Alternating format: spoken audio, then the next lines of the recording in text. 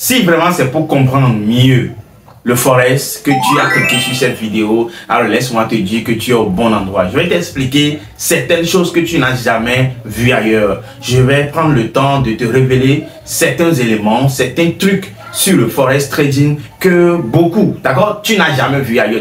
On n'a jamais partagé ce genre de trucs là avec toi. Et moi, j'aurais aimé que à mes débuts, l'on me révèle ces deux qualités là qui sont très importantes pour moi. L'on me dise, l'on me mène une lumière sur ces deux compétences qui concernent le Forex, alors au lieu de me dire seulement les choses basiques que nous avons dit ici. Donc cette vidéo, elle va pour les débutants et en même temps les professionnel. Vous savez très bien que j'ai fait le droit j'étais déjà en deuxième année avant de rencontrer le monde de trading et tout. Et nous avons cette qualité-là à la fac de droit où nous avons toujours cette compétence-là, mais je dis cette qualité de chercher plus loin, d'aller chercher notre propre conclusion, d'aller tirer notre propre conclusion, bon, parallèlement à ce que les gens comprennent et tout, donc aller chercher notre propre compréhension, aller plus loin au-delà de ce que les gens comprennent et tout. Donc c'est cette qualité-là qui m'a permis de pouvoir observer le marché et de déterminer quelques deux qualités que je pense partager avec toi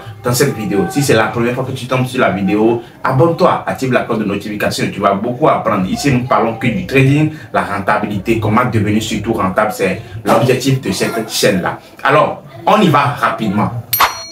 Le premier point, d'abord, avant même qu'on aille sur le premier point, je vais t'expliquer qu'est-ce que le Forex. Le Forex, en fait, c'est le marché, ça fait partie de l'un des marchés les plus grands en termes du trading. Parce que sans te mentir, quand on parle du trading, qu'est-ce que nous tradons? Bien, qu'est-ce que c'est que le rôle du trader? Le trader, c'est en fait celui-là qui spécule. Nous sommes dans le monde de la spéculation. Et quand on parle de la spéculation, c'est de trader. Et parmi les marchés que nous tradons, nous avons les marchés des matières premières, le marché des indices synthétiques et tout. Et nous avons aussi le marché maintenant, nous avons même les marchés des crypto-monnaies. Et nous avons également aussi le marché du Forex. Alors quand on parle du Forex, en fait, il faut comprendre juste d'une manière très basique que c'est un marché qui se base uniquement sur les monnaies. Alors on parle de Forex, qui parle de Forex, d'accord?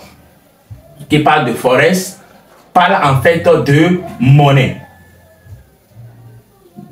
Qui parle de Forex, parle en fait de monnaie. C'est-à-dire, quand on parle de Forex, sur ce marché-là, il n'y a que l'échange monétaire que nous avons observé. Et c'est ce qui fait que sur le marché de Forex, nous avons deux paires de Forex. Vous n'allez jamais voir une seule monnaie comme ça. Donc, c'est les paires de monnaies que nous avons, les paires de devises. D'accord? Donc, sur le marché de Forex, vous pouvez voir l'euro contre le dollar contre le CAD contre le GBP, le yen contre le shift, le USD et tout.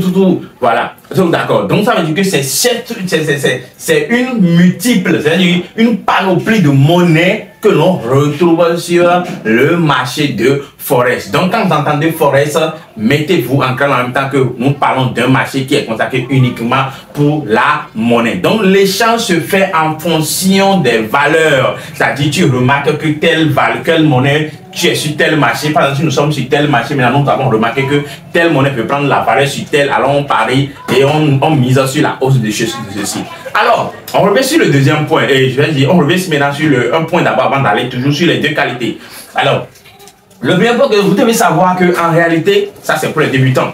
En réalité, quand on parle de spéculation, c'est-à-dire on cherche toujours à comprendre quelle est la monnaie qui veut prendre dessus sur l'autre. C'est tout le travail. Donc, l'objectif du trader, c'est de venir analyser et avoir un edge, c'est-à-dire une information capitale qui lui consiste, qui lui révèle la monnaie qui va prendre le dessus sur l'autre. C'est-à-dire, je viens maintenant, je remarque que l'euro veut prendre la valeur sur le dollar. Je remarque que le yen japonais veut prendre la valeur sur le CAD. Donc, c'est ces informations-là que moi, je viens chercher.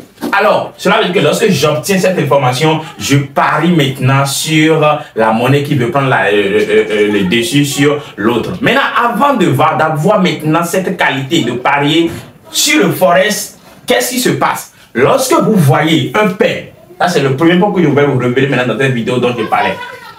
Lorsque vous voyez maintenant une paire, c'est-à-dire une paire plutôt, de monnaie comme ça, euro bat le dollar, vous devez savoir que lorsque vous êtes sur un marché qui présente euro bat le dollar, c'est-à-dire que euro c'est la devise de base et ceci est la cotation. Qu'est-ce que je voulais expliquer là? Cela veut dire que lorsque je viens sur ce marché et que j'appuie sur buy, d'accord? J'appuie sur buy, cela veut simplement dire que je suis en train de parier sur la hausse de euro par rapport au dollar.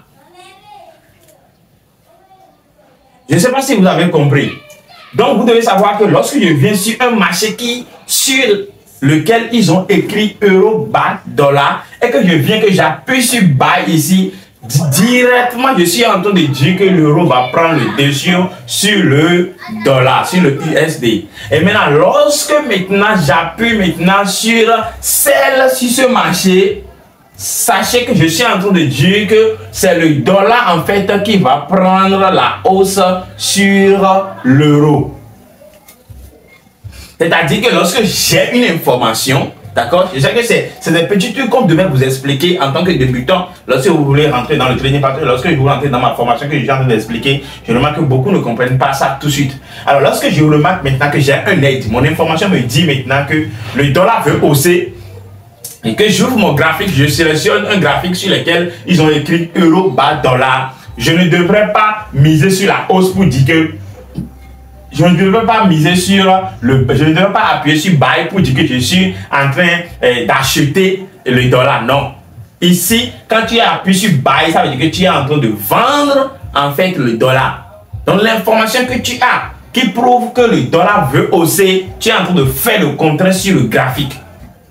D'accord? Donc cela veut dire que quand je viens sur ce graphique où c'est écrit où le dollar occupe la deuxième position, qu'est-ce que je devais faire? Je devais vendre, je devais appuyer sur sell. Et ce n'est que lorsque j'appuie sur celle que je suis en train de parier sur la hausse du dollar réellement. Parce que je suis sur un marché où c'est écrit euro bat dollar. C'est exactement la même chose. Lorsque je viens, on écrit maintenant USD, JPI, USD JPI, lorsque je viens sur ce marché, que j'ai un edge qui me dit maintenant que le dollar USD veut augmenter sur le yen japonais, si je viens sur ce marché où c'est écrit comme ça, ça veut dire que c'est le USD là qui occupe la première position. Alors sur ce marché là, c'est buy, je vais appuyer. Je vais appuyer sur buy. D'accord? Alors, contrairement, lorsque je vois que maintenant que non, que c'est le dollar qui veut baisser et qu'on voit que c'est le yen japonais qui veut prendre le dessus, alors je vais sur ce marché, je vais appuyer sell. Parce que ce n'est que lorsque j'appuie sur sell que je suis en train de miser sur la hausse du yen japonais et je suis en train de parier contre le dollar qui va baisser. Donc, si vous regardez plusieurs fois juste, vous allez commencer par comprendre et assimiler. C'est un truc très simple. D'accord? Alors, parti de là, nous allons revenir sur le point numéro 2. Quel est le point numéro 2 que je veux vous montrer dans cette vidéo? Vous devez comprendre généralement en trading que lorsque vous êtes sur un marché et que vous voulez construire une stratégie, ça va pour tous les débutants, vous voulez commencer par construire une stratégie, sachez que tout ce qu'on vous a appris tout au long de la formation, les biseaux, les two buttons, les canaux de continuation, les triangles, toutes ces choses-là, ils n'ont pas les mêmes exécutions sur les marchés.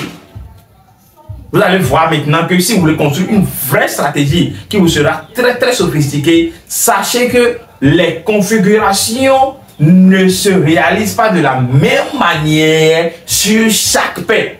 C'est-à-dire, pour expliquer très simple, moi je vais vous donner un exemple très bien sûr. Vous allez voir que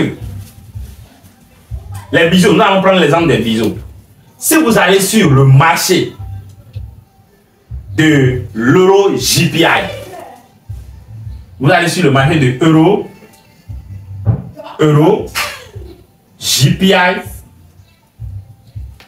je vous assure que lorsque vous allez sur le marché de euro JPI et le marché de euro USD, les configurations ne sont jamais de la même manière. Vous allez remarquer que lorsque vous allez sur ce marché de EuroJPY, vous pouvez aller remarquer, vous pouvez commencer par faire un exercice que je vous donne comme ça. Les biseaux, un biseau qui se forme ici, un biseau qui se forme correctement ici sur ce marché et que le marché se déplace, fait son déplacement. Vous allez remarquer que si le marché casse la résistance, il ne passe jamais. Mais il aura une autre bougie qui va revenir jusqu'à casser ce support-là et réintégrer le marché comme ça avant que le marché ne se déroule pour partir. Cela veut dire que sur le marché de EuroJPY, c'est eux qui disent que ok, il faut trader le cashier de trucs là, de biseaux sur tous les marchés et que sur tous les marchés, tu trades les biseaux de la même manière, soit que la rentabilité sera difficile. Parce que lorsque le marché va casser cela, va évoluer juste un peu, toi tu vas croire que c'est bon, tu vas te positionner, le marché reviendra jusqu'à une... Ce n'est pas rester ici, hein. Il casse correctement ici. Déjà qu'au moins les setups, il casse correctement. Commencez par remarquer, vous allez voir. Il casse correctement ce support-là avant de repartir. Toujours. Alors que contrairement sur EURUSD, lorsque le marché casse, soyez sûr que la plupart des cas, il ne revient plus jusqu'au niveau du support comme sur l'EuroJPY, mais ça continue tout droit dans son sens. Qu'est-ce que je voulais t'apprendre là? C'est pour te dire que lorsque tu veux construire une très bonne stratégie, sois sûr que cette stratégie, comment ça se comporte. Si c'est tel setup que tu trades, sois sûr que ce setup se déroule de la même manière sur toutes tes paires. D'accord? Sois sûr, les paires que tu trades, quand tu regroupes tes paires, comment est-ce que ça se passe? Si c'est le support que tu trades, si c'est le cassure, la réintégration, peu importe la stratégie que tu as, il faut bien observer la réalisation de chaque setup sur ces marchés-là. Ça va beaucoup t'aider parce que ce sont des petits trucs qu'on ne vous a pas dit, mais que moi, j'ai remarqué sur les marchés avec mon expérience en trading. J'espère que tu as appris dans cette vidéo. On se retrouve pour une nouvelle très bientôt. Abonne-toi.